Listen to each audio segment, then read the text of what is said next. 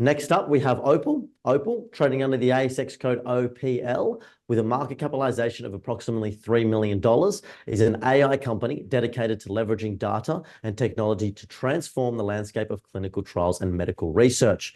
Presenting for the company today, we have Executive Chairman Saurabh Jain. Saurabh, please take it away.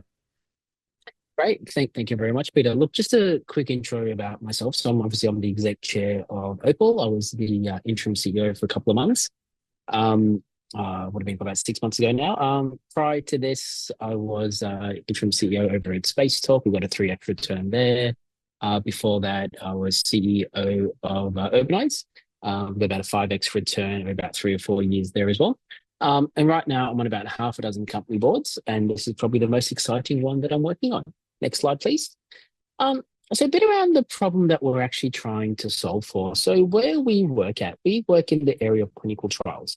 So there's about 65,000 trials that happen around the world. There's about 5,500 pharmaceutical companies that work on those trials. And what we've found is that about 90% of them actually fail due to poor trial design. So it's less about the medicine and the underlying mechanisms, it's actually about how the trial is actually constructed. In Australia, there's about 400 pharmaceuticals, plenty of opportunity for us there as well. So what we did over about the last 3 years is we built our own AI model. We've got about 450,000 clinical trials. So pretty much every trial from about 1990 onwards. We built our own version of ChatGPT, a large language model that picks off about 1,300 variables per trial. So there's things like, number of patients, location, sites, countries, ingestion method. Is it a needle? Is it a tablet? Is it a topical cream?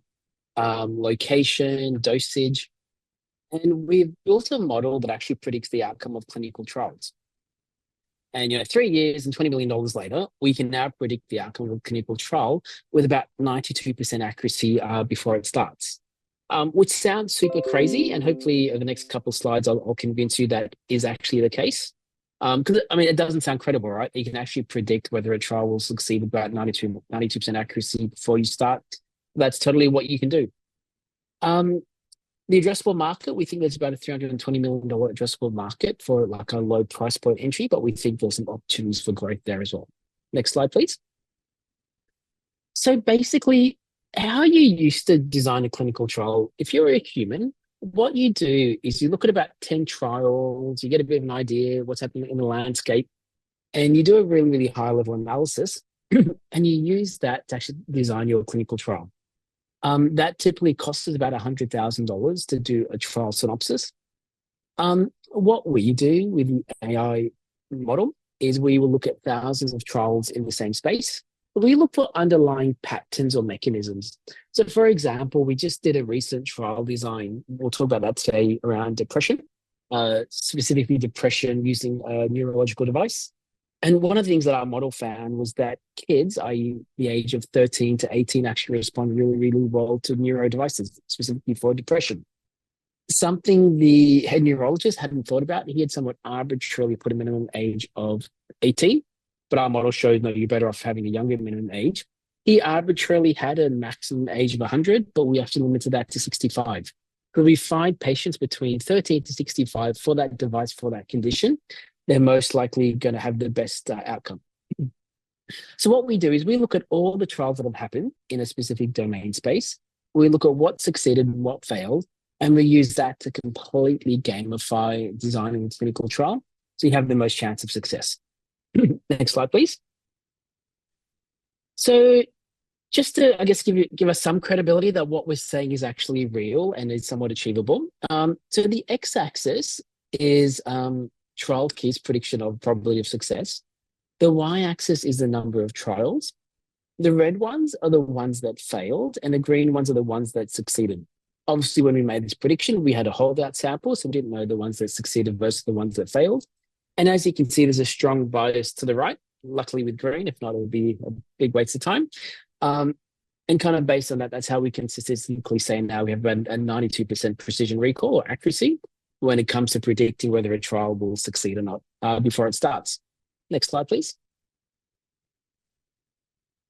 So this is what we first launched back in January. And back then, it was really about how do we predict the outcome of clinical trials. But as you've all kind of seen, generative AI has really taken off in the last 9 months or so. So we actually decided to build a generative model. So now we can actually design, simulate, and optimize trials. Next slide, please. So what we do is we design a clinical trial. So as I said, traditionally, you would have gotten a human to do this. You would have paid about 100 grand.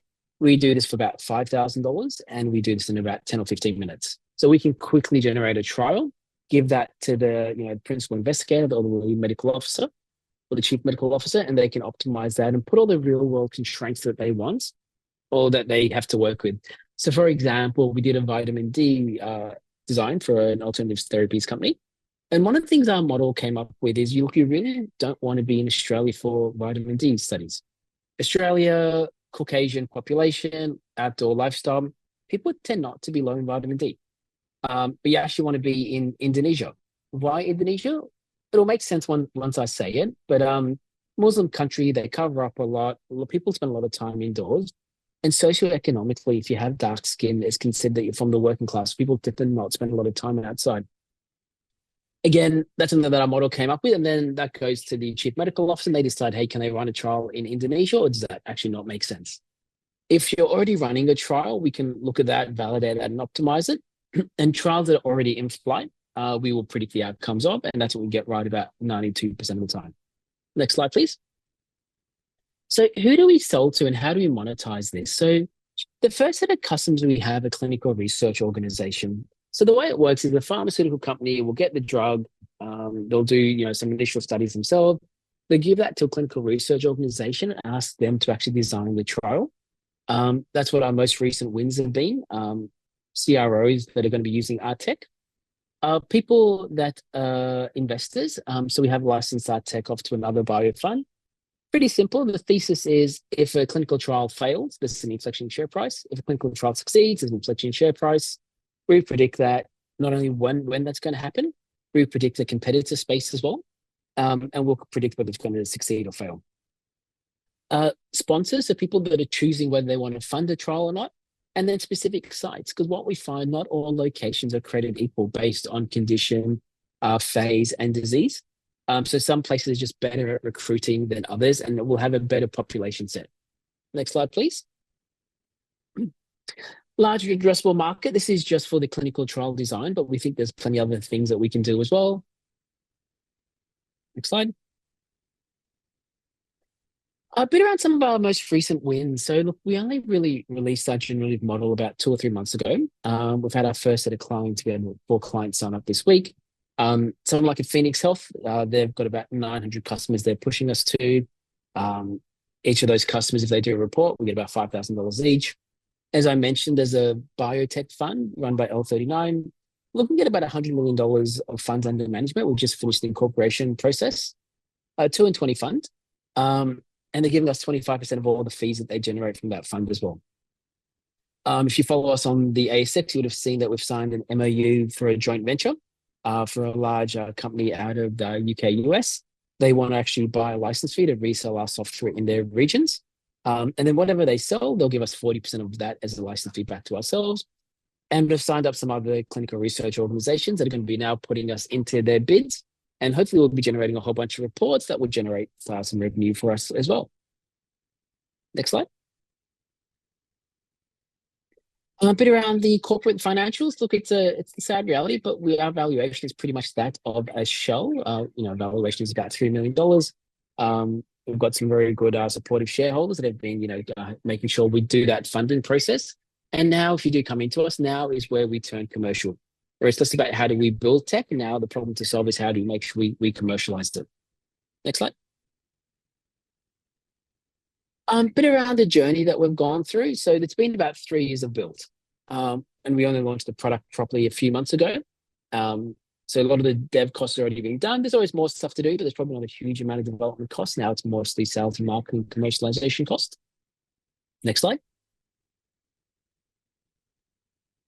Just a quick snapshot on the fund that I mentioned. And like I said, the big takeaway is they saw so much value in our data that they are going to give up 25% of their fees in exchange for our recommendations on inflection points. Next slide.